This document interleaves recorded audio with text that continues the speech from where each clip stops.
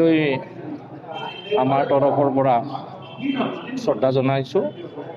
আপোনালোক আটাইকে জনাবলৈ পাই আমি সুখী হৈছোঁ যে আজি অসমৰ এটা জনপ্ৰিয় চেনেল আপোনালোকে গম পাইছে, অসম টাইম।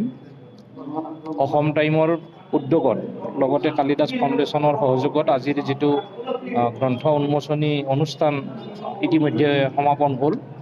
এই গ্ৰন্থ উন্মোচনী অনুষ্ঠানত মোৰ গ্ৰন্থ হিচাপে চতুৰ্দশ আৰু উপন্যাস হিচাপে তৃতীয়খন গ্ৰন্থ আজি ইয়াত উন্মোচন হ'ল। লগতে মোৰ যি প্ৰথম উপন্যাস মালিনীখনৰ তৃতীয় মুদ্ৰণো আজি একেলগে অসম টাইমৰ উদ্যোগত বা অসম টাইমৰ প্ৰেৰণাত মই কৰিব পাৰিছোঁ।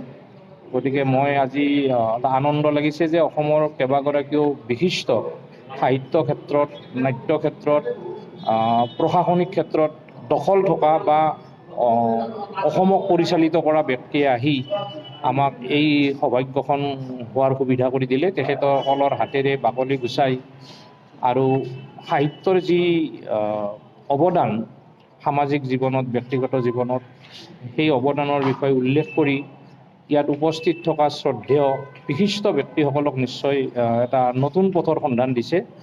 গতিকে ভাল লাগিছে। মই আশা কৰিম যে মোৰ ভালপোৱাৰ সেউজীবন আৰু মোৰ মালিনীখনৰ যিটো তৃতীয় মুদ্ৰণ হ'ল সেইটো পাঠকসকলে গ্ৰহণ কৰিব আৰু মোৰ দোষ ত্ৰুটিখিনি তেখেতসকলে আঙুলিয়াই দি মোৰ পৰৱৰ্তী পুথি প্ৰকাশৰ ক্ষেত্ৰত মোক উদগনি জনাব। আজি উপন্যাস দুখন হৈছে, এখনৰ তৃতীয় সংস্কৰণ মালিনী আৰু নতুন যিখন উপন্যাস আজি প্ৰথমবাৰৰ কাৰণে ইয়াত বাকলি গুচালে সেইটো হৈছে ভালপোৱাৰ সেউজীবন। এই দুইখন গ্ৰন্থই আজি ইয়াত উন্মোচন হ'ল আৰু এই গ্ৰন্থ উন্মোচনৰ মূল হোতাস্বৰূপ মোৰ মৰমৰ শ্ৰদ্ধাৰ আমাৰ মহিবৰ ৰহমান আছে। তেখেতসকলেও এই সম্পৰ্কত বক্তব্য আগবঢ়াব।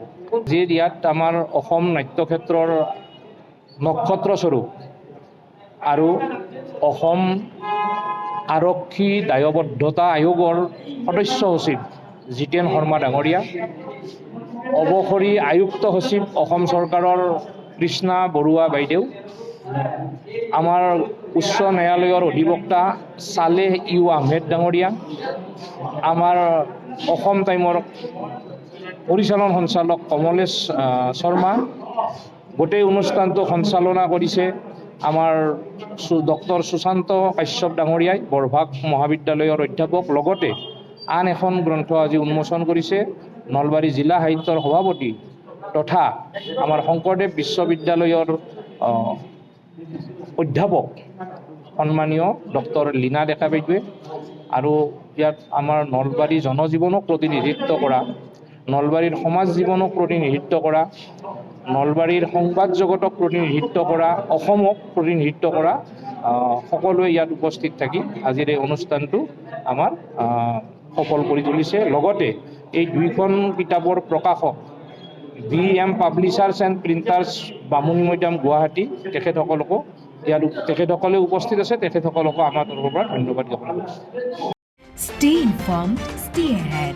News NE 365.